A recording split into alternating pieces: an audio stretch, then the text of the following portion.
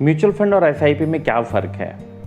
ये सवाल कई लोगों को अजीब लग सकता है, लेकिन इस सवाल का जवाब देना इसलिए ज़रूरी है क्योंकि मेरे पास कई इन्वेस्टर आते हैं और वो मुझे कहते हैं कि मुझे म्यूचुअल फंड में इन्वेस्ट नहीं करना है, मुझे एसआईपी करनी है। तो ये सवाल उनके लिए है जिन्हें इसका जवाब नहीं मालूम। तो मैं इस सवाल का जवाब दे दूं कि म्यूचुअल फंड और एसआईपी में कोई फ़र्क नहीं है, दोनों अलग अलग नहीं हैं, दोनों सेम हैं।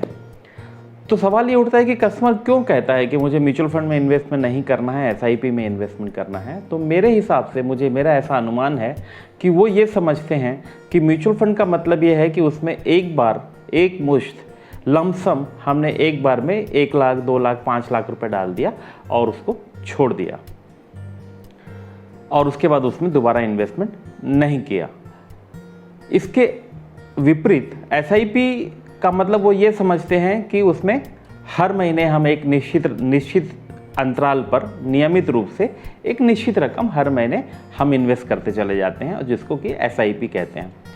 तो एसआईपी सिर्फ मंथली ही नहीं होती है दोस्तों, क्वार्टरली एसआईपी भी होती है जो हर 3 महीने में होती है। इसके अलावा वीकली और डेली एसआईपी भी होती है। मेरे कुछ इन्वेस्टर हैं जो बिजनेसमैन हैं, ट्रेडर हैं, जिनकी शॉप है और उनके पास कैश फ्लो बहुत अच्छा है, तो वो डेली एसआईपी करते हैं डेब्ट फंड में। डेब्ट फंड में क्या होता है कि उनको रिटर्न्स कंजर्वेटिव ज़रूर होते हैं लेकिन उसमें पैसा कंपैरेटिवली सेफ होता है।